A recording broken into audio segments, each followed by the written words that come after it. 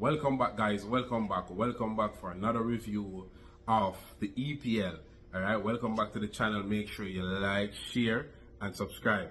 All right. So this week we're back with another interesting video, another lovely video of this week's Premier League happenings. All right. So let's kick off with Chelsea versus West Ham. Chelsea versus West Ham. Very interesting game. Like a few minutes before the game started, Cole Palmer had to pull out. Say, there was probably some injuries there, some injury concern, and he had to pull out. Well, no Palmer, no problem for Chelsea. That game started out, and it seems like it was gonna be a bit a problem for Chelsea. West Ham get the first goal. It was a good goal from Paqueta, and it seems like it was gonna be some sort of worry for Chelsea. I was like, what's happening here? When Chelsea found their footing, they get back a goal, and West Ham get back a goal, and that was like rule offside. Yeah, it was offside. VAR got that one right. May have very few of stuff that they get right, but they got that one right. And then Chelsea took control of the match from then. I like the fluidity of the team, the attack. Even without Palmer, I think João Pedro is gonna be a really good signing for Chelsea. Really good signing. But I must say though, Wan-Bissaka, which is a player that I have a lot of time for, that was kind of poor defending at the back post. Wan-Bissaka, Janu. It's like, he used to play at my club, Manchester United.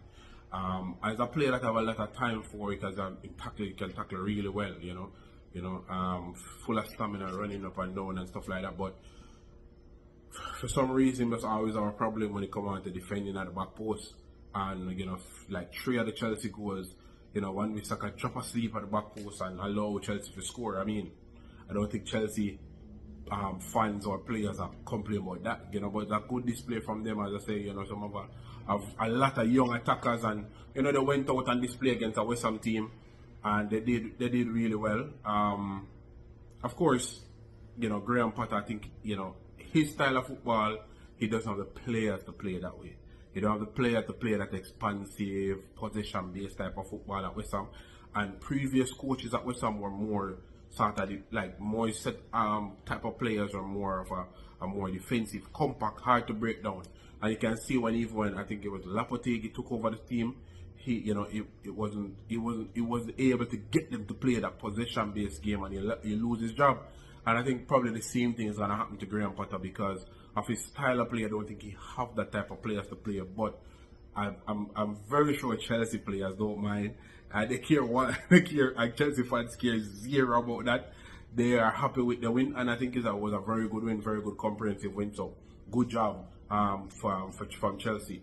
I think after the first 10 games, I'm looking to see Chelsea in the lead based on the teams that they have to play. I think probably the hardest game, if it is gonna be that hard, it will be against Man U. I think in the first 10 games, I don't think they have a lot of hard games to play. So I'm looking to see them at the top of the league after the first 10 games. Let's see if that happens.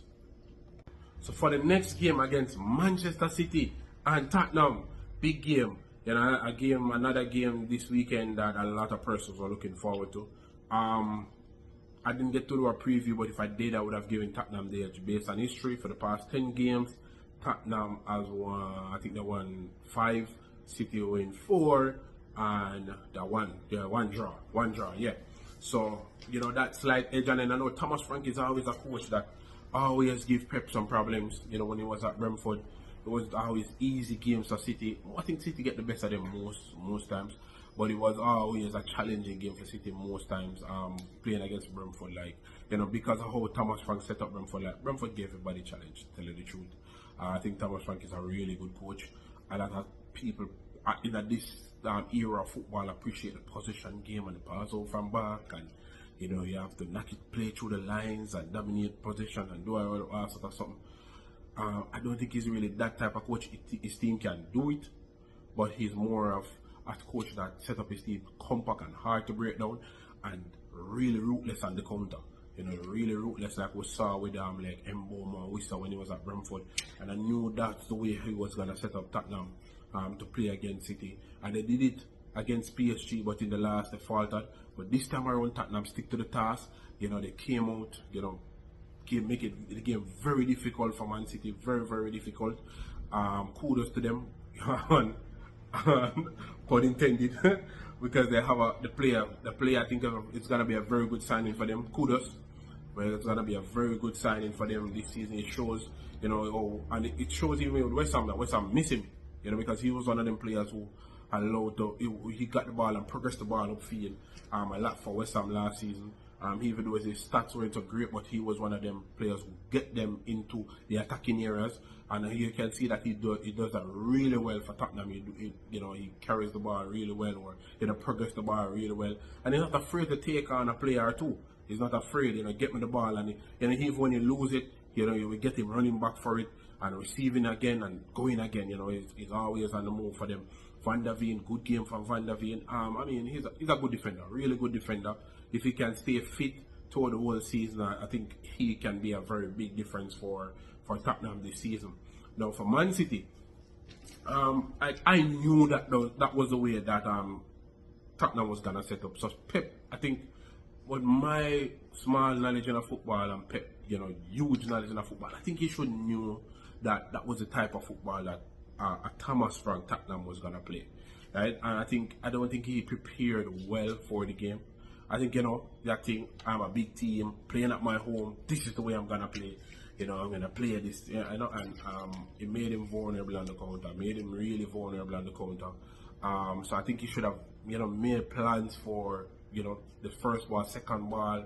The winning those 50-50s. Should have put in a little more grit there. Probably starting a few different persons in the midfield to get that more fighting spirit going. But it's a Pep team, so you're gonna have them wanting to possess the ball, passing the ball, doing certain things with the ball. But we all know that was not gonna be easy against a Tottenham team, especially a Thomas Frank Tottenham team. So I can't just use this game now though to write off City. Oh my God, Tottenham beat them, no good real. But I hear a lot of talk about James Trafford. I think he's gonna be really good for them in the future. Of course, pass off from back football is overrated to me. I think it's overrated. When it works, it's really good. It's really, really good. I understand the concept of keeping possession, making the pitch smaller to make the pitch bigger.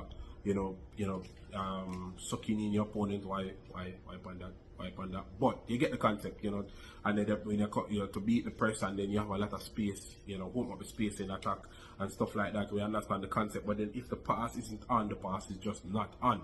And we've seen it a lot where players, and especially keepers, are making a lot of mistakes with this passing from back. And yes, this is the way how the coaches want the team to play, but also players need to use their intelligence. If the pass is not on and they're closing down the passes, all players are marked, then just go long. It's a part of football.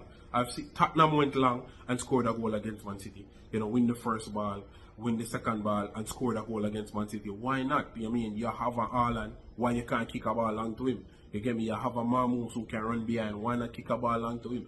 Why off always, pass over from back? Yes, as I say, I know how it works and I understand the concept of it and keeping possession and whatever the case may be. But if the pass isn't on, the pass is not on.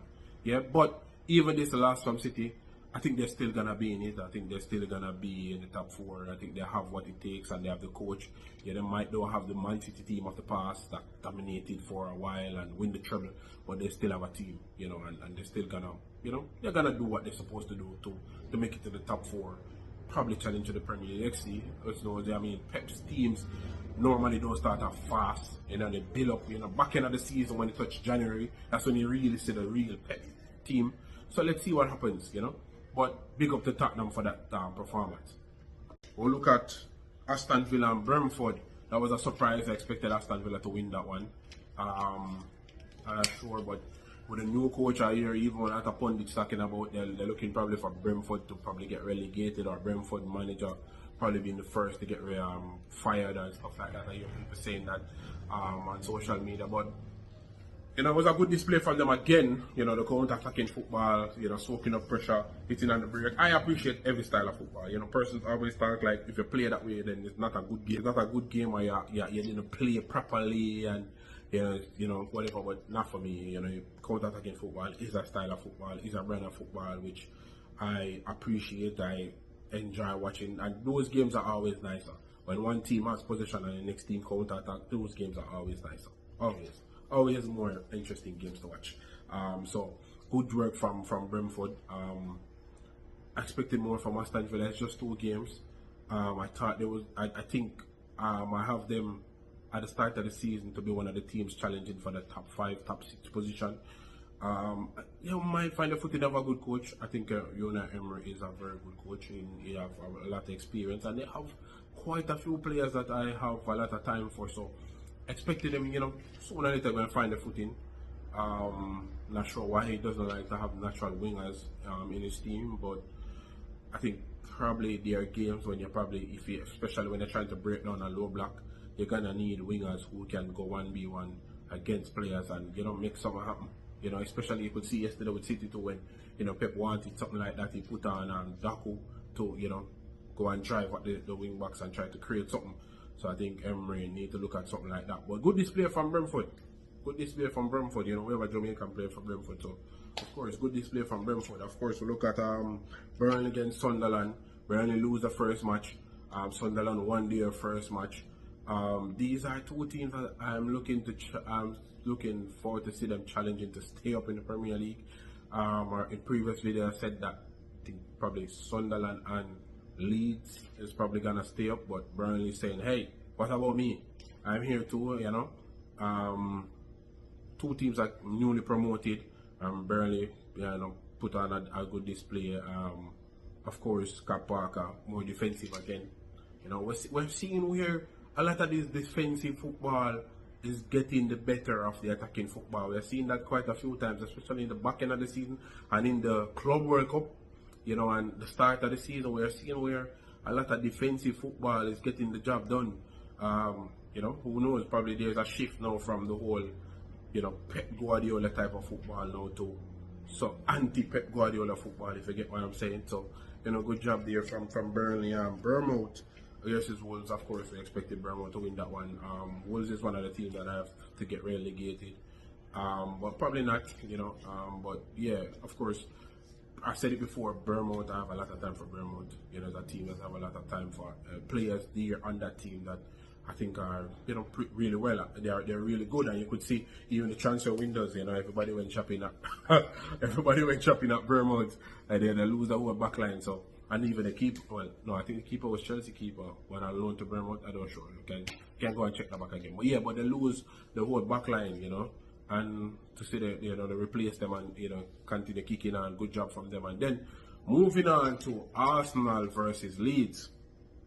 Arsenal versus Leeds. Of course, we expected Arsenal to win, but Arsenal showing that without Havertz, without Odegaard and Saka coming off the field, they can still get the job done. And remember last season,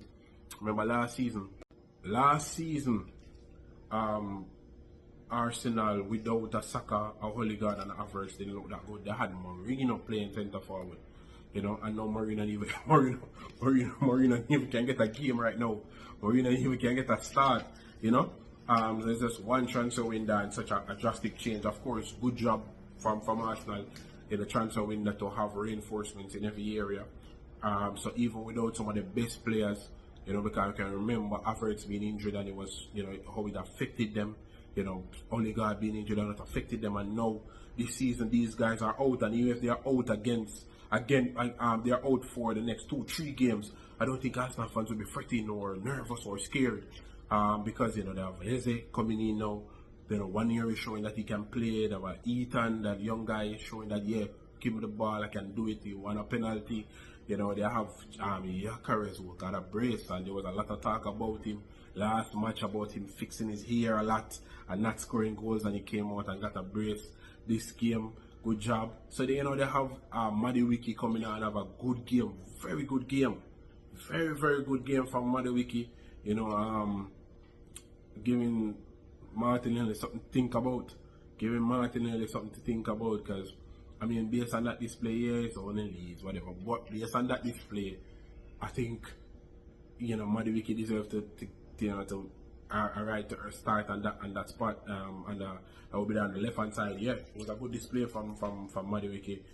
So Arsenal have a lot of backup. So I talked about the team last week about the wing back options that they have, and stuff. So they have quite an interesting team. I think they have probably man for man, probably the best team right now, would you say?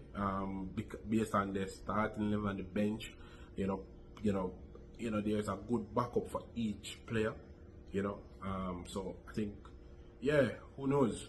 I think this is their year. I think this is their year. Do they have the what it takes to pull it off? I think what they really need though is like one of them players that to have like a player of the season performance. For like when you look back on the Premier League and all the teams that have won the Premier League, you normally have a player from that team having like a player of the season performance, like Kevin De Bruyne, a Vidic, Wayne Rooney, a Cristiano Ronaldo, a Salah, even when Arsenal was winning, like a Thierry Henry or Patrick Vieira, you need like a player of the season. Yeah, I think Arsenal, they have talent, they have persons like a Declan Rice, a Saka, a Odegaard, and a Saliba, who I think they are at a certain level, and they need to kick on to go to that next level. Who, we can say, hey, these guys can be world class, and then need to probably put out a certain performance to go to that next level to become that world class player. So I think we need a performance like that from them this season. You get me? Probably all 4 players, like a performance like that. Yeah, making team of the season, but player of the season performance where these guys are just that good. I think we need a performance like that from them this season. And we might get it. And I think they have the team, and they have players who will come in and chip in and add additional to that. I don't think he's just gonna come and roll over and play dead. I think he's gonna fight to be in that starting level. Zubamendi, as I mentioned, Madueke, Havertz is probably gonna chip in with another 10 goal. Who knows? Gyökeres, if Gyökeres score, probably have 15 goal this season. So I'm looking to see Arsenal probably lift the trophy. Out of Chelsea, Man City, Liverpool. I prefer Arsenal, but Arsenal fans just don't shut up. That's my thing, they don't shut up. Jesus Christ. For the next couple of years, we're gonna remember that Arsenal win the Premier League in 2026. Like, Jesus Christ. They don't stop. But I mean, based on the squad and the squad depth, I'm looking to them as favourites. But of course, Liverpool will have a lot to say about that. You get me? But as a Manchester United fan, I wouldn't want to see Liverpool win the Premier League title again. Alright, Arsenal. Alright. Thank you guys for watching. I hope you guys like, share, subscribe, and be here with us week in, week out. We're gonna cover Premier League and probably a lot of other leagues, probably even local league, probably some La Liga matches, some Bundesliga matches, Champions League matches. So I hope you guys be here with us throughout the season. Like, share, subscribe. Send it, tell a friend, and tell a next friend, and your mother, your grandmother, your auntie, and your cousin, and everybody, so we can build a following, build a community. Go in the comment section, tell us what you think about what we're saying. Anything that you like us to add, anything that you want us to discuss. Of course, as we reach a certain level, we're gonna start go live so that we can start doing this with you guys.